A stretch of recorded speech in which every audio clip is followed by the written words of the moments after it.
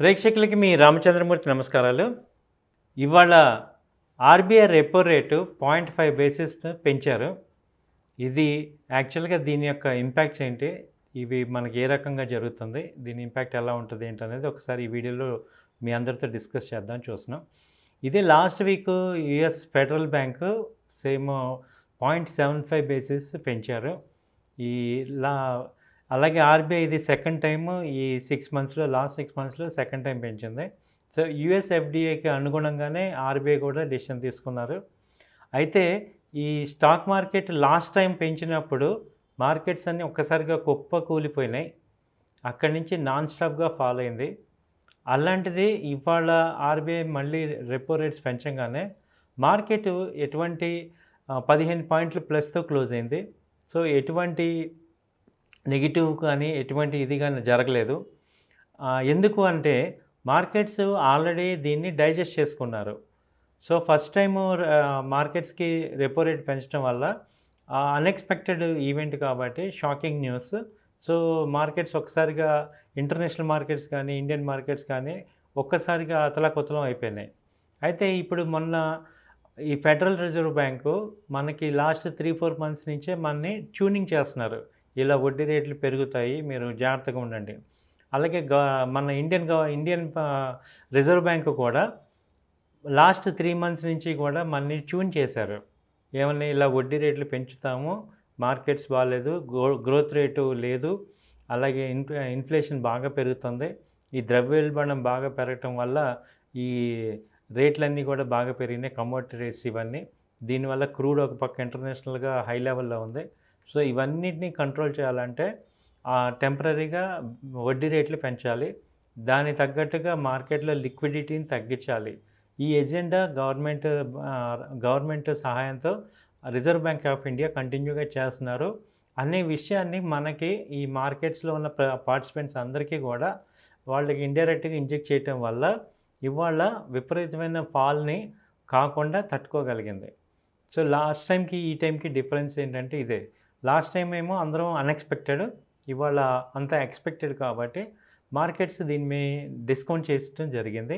అలాగే ఇంకా bounce back అయినాయి. Last time US federal bank పెంచంగానే మార్కెట్స్ చాలా పాజిటివ్‌గా మూవ్ అయ్యి మనకి ఇండియన్ మార్కెట్ కూడా మంచి ర్యాలీ వచ్చింది. అలాగే ఇప్పుడు నెక్స్ట్ ఏం జరుగుతుంది? నెక్స్ట్ ఏ రకంగా మార్కెట్స్ డిస్కౌంట్ అవుతున్నాయని చూసుకుంటే మేబీ ఇప్పుడు ఆల్మోస్ట్ 17,500 పొద్దున వచ్చేసింది. ఇది నిన్న మీరు చూసుకుంటే 17,170, 180 దాకా వచ్చి అక్కడి నుంచి మళ్ళీ పుల్ బ్యాక్ అయింది. సో, మార్కెట్ ప్రెజెంట్ అయితే ఇదే రేంజ్‌లో ఉంటుంది. 17,100 నుంచి 17,000 నుంచి 17,500 నుంచి 700 మధ్యలో ఉండే అవకాశాలు ఉన్నాయి. సో, ఓవరాల్‌గా అయితే పాజిటివ్‌గానే కంటిన్యూ అవుతుంది. బ్యాంక్ నిఫ్టీ కూడా maybe normal pull back profit booking జరిగినా మళ్ళీ డౌన్ లెవెల్‌లో బయింగ్ అయితే ఉంది. ట్రెండ్ చాలా పాజిటివ్‌గానే ఉంది. మార్కెట్స్ అన్నీ కూడా ఎక్కడ కూడా డేంజర్ డైరెక్షన్ కానీ, కరెక్షన్స్ కానీ కనపడట్లేదు. సో, పాజిటివ్‌గా ఉండే అవకాశాలు ఎక్కువగా కనపడుతున్నాయి. అయితే ఏ రంగాల్లో ఎక్కువ ప్రభావితం అవుతున్నాయి అనేది చూసుకుంటే ముందు బ్యాంకింగ్ రంగం చాలా స్ట్రాంగ్‌గా కనపడుతుంది. ఎందుకంటే ఎప్పుడైతే వడ్డీ రేట్లు పెరుగుతాయో ఆటోమేటిక్‌గా బ్యాంకుకి లెండింగ్ రేట్లు పెరుగుతాయి.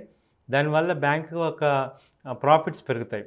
అలాగే రూపీ వచ్చి 79.4 ఉంది. సో, దీనివల్ల ఏమవుతుందంటే ఎక్స్‌పోర్ట్స్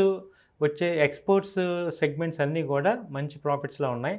కాబట్టి మీరు చూస్తుంటే ఐటీ కంపెనీస్ ఇప్పుడు బాగా పెరుగుతున్నాయి. సో, ఇన్ఫోసిస్ మంచి టాప్ గెయినర్‌గా నిలుస్తుంది. లాస్ట్ 1 వీక్ నుంచి ఇన్ఫోసిస్ పెరుగుతుంది. అలాగే టీసీఎస్ కూడా పెరుగుతుంది. ఇన్ఫోసిస్, టీసీఎస్‌తో పాటు ఈ టెక్ మహీంద్రా స్టార్ట్ అయింది ర్యాలీలో. అలాగే హెచ్‌సిఎల్ టెక్. ఇవి ఐటీ కంపెనీస్ పెరుగుతున్నాయి. అలాగే ఫార్మా కంపెనీస్ కూడా ర్యాలీ స్టార్ట్ అవుతుంది. మీరు గమనిస్తుంటే అపోలో హాస్పిటల్స్ పెరుగుతున్నాయి కంటిన్యూగా. అలాగే దివీస్ ల్యాబొరేటరీ పెరుగుతుంది. టొరెంట్ పెరుగుతుంది. డాక్టర్ రెడ్డీస్ కూడా పెరుగుతున్నాయి. సో, ఈ బ్యాంకింగ్, తర్వాత ఐటీ కంపెనీస్, ఆ తర్వాత ఫార్మా కంపెనీస్ ఇవైతే బాగా పెరిగే అవకాశాలు కనపడుతున్నాయి. అలాగే ఎఫ్ఎంసీజీ ఇప్పుడు వర్షాలు బాగా పడటం వల్ల, ఇప్పుడు పండుగల సీజన్ వల్ల ఈ ఆటోమొబైల్ ప్లస్ ఎఫ్ఎంసీజీ ఈ కంపెనీస్ కూడా మంచి ఫోకస్ అయ్యే అవకాశాలు ఉన్నాయి కాబట్టి ఈ రంగాలన్నీ కూడా ఈ స్టాక్స్ అన్నీ కూడా పెరిగే అవకాశాలు ఉన్నాయి.